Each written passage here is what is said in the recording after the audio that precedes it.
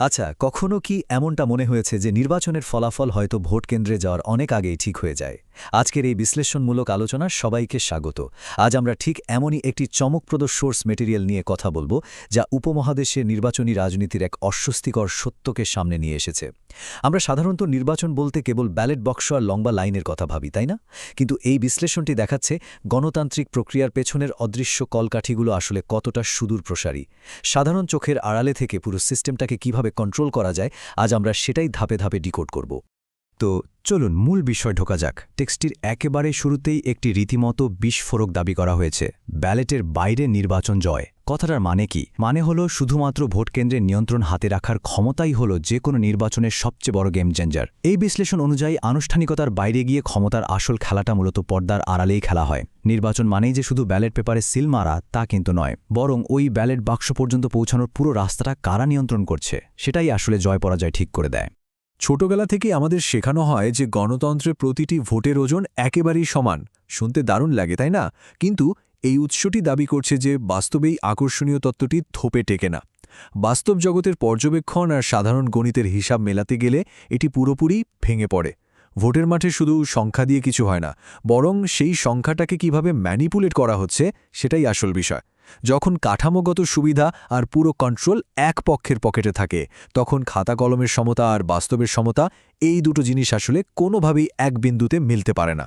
এই বৈপরীত্যটি কিন্তু বেশ চমকপ্রদ। একদিকে রয়েছে আমাদের সেই চিরাচরিত বিশ্বাস বা বিভ্রম, যেখানে আমরা সরল মনে ভাবি কেবল ব্যালট বক্সে পড়া ভোটই সব ভাগ্য নির্ধারণ করবে, স্রেফ পাটিগণিতের হিসাব যোগ বিয়োগের খেলা। কিন্তু অন্যদিকে রয়েছে এক রূঢ় গাণিতিক বাস্তবতা। নিয়ন্ত্রণ, প্রভাব বিস্তার আর ক্ষেত্রবিশেষে পেশি শক্তির প্রয়োগ, এগুলো সাধারণ পাটিগণিতের হিসাবকে নিমেষেই উল্টে দেয়। কাঙ্ক্ষিত ফলাফলের জন্য শুধু ভোটের দিনটির অপেক্ষা করলেই চলে না, বরং পুরো পরিস্থিতি হাতের মুঠোয় রাখাটা বেশি জরুরি। যারা ক্ষমতায় থাকেন তারা খুব ভালো করেই জানেন যে স্রেফ সংখ্যাতত্ত্বের চেয়ে এই কন্ট্রোল জিনিসটা অনেক অনেক বেশি পাওয়ারফুল। এখন স্বাভাবিকভাবেই প্রশ্ন আসে, মাঠ পর্যায়ে এই কন্ট্রোল বা নিয়ন্ত্রণটা আসলে কাজ করে কিভাবে?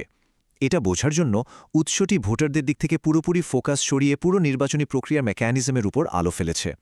আর এটাই হলো সবচেয়ে গুরুত্বপূর্ণ টার্নিং পয়েন্ট, কারণ ঠিক এখানেই আমরা দেখতে পাই কিভাবে মুখের কথার সাথে বাস্তব কাজের আকাশ পাতাল ফারাক তৈরি হয়। নির্বাচনকে তখন আর নিছক কোনো উৎসব মনে হয় না, বরং মনে হয় একটা বিশাল আর জটিল মেশিন, যার কলকবজা নির্দিষ্ট কারোর ইশারায় ঘুরছে। বিশ্লেষণটি বলছে নির্বাচনী সাফল্য মূলত তিনটি সুনির্দিষ্ট লিভার বা কন্ট্রোল সুইচের ওপর নির্ভর করে। প্রথমত, প্রবেশাধিকার নিয়ন্ত্রণ, অর্থাৎ কারা সশরীরে ভোটকেন্দ্রে যেতে পারবে আর কারা পারবে না তা আগে থেকেই ছকে ফেলা। দ্বিতীয়ত, উপস্থিতি প্রভাবিত করা, মানে হল ভোটারের সংখ্যা কৃত্রিমভাবে নিয়ন্ত্রণ করা।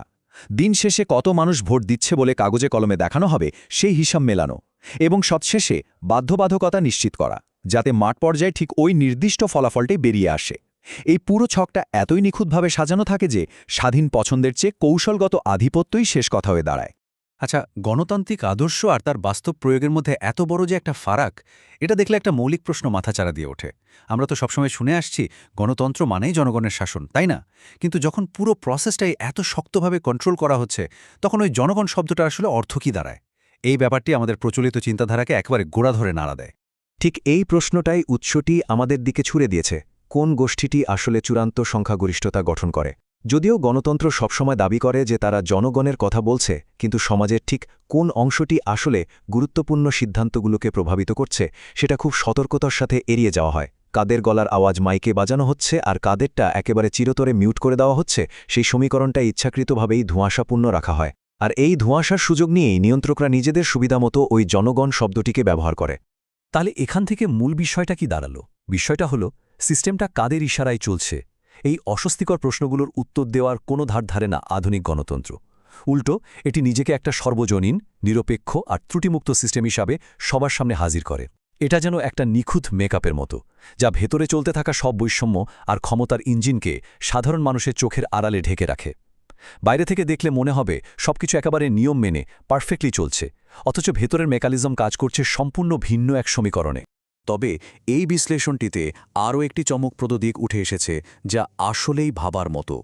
বলা হচ্ছে এই তথাকথিত নিরপেক্ষ দেশীয় ব্যবস্থাটি অত্যন্ত সন্তর্পণে, একদম নিঃশব্দে একটি নির্দিষ্ট আদর্শিক কাঠামোর সাথে নিজেকে জুড়ে নিচ্ছে।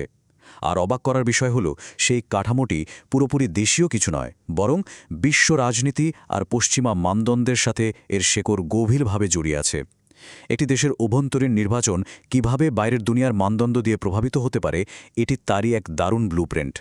আর ঠিক এখান থেকেই জন্ম নেয় নিয়ন্ত্রিত গণতন্ত্র বা ম্যানেজড ডেমোক্রেসির ধারণা। টেক্সটিতে বলা হচ্ছে জনগণের সার্বভৌমত্বের কথা বলে মুখে যতই ফেনা তোলা হোক না কেন, বাস্তবে পশ্চিমা রাজনৈতিক মডেল, অনুমোদন এবং ভূ রাজনৈতিক সমীকরণের ওপর ভর করেই এই পুরো ব্যবস্থাটি টিকে থাকে। এই যে বাইরের দেশের উপর একটা নির্ভরতা, সেটা হয়তো প্রকাশ্যে মাইক বাজিয়ে স্বীকার করা হয় না, কিন্তু রাষ্ট্র পরিচালনার ক্ষেত্রে এটা একটা নীরব মানদণ্ড হিসেবে কাজ করে।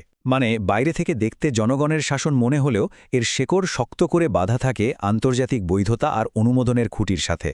এই চরম বৈপরীত্যটাই লেখক এখানে চোখে আঙুল দিয়ে দেখিয়ে দিয়েছেন।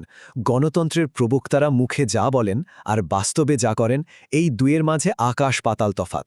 বক্তৃতায় হয়তো সবসময় জনগণের ইচ্ছার প্রতি অগাধ ভক্তির কথা শোনানো হয়, কিন্তু বাস্তব প্রয়োগের বেলায় দেখা যায় চূড়ান্ত ফলাফলগুলো দেশের মানুষের চাহিদার চেয়ে বরং বাইরের দেশের স্বার্থ আর ভূ রাজনৈতিক লক্ষ্যের সাথেই বেশি খাপে খাপে মিলে যাচ্ছে। এটা যেন একটা দ্বৈত সত্তা, মুখে এক কথা আর কাজে সম্পূর্ণ ভিন্ন কিছু, অথচ পুরো ব্যাপারটাকে বৈধতার সুন্দর একটা মোড়কে মুড়িয়ে আমাদের সামনে পরিবেশন করা হয়।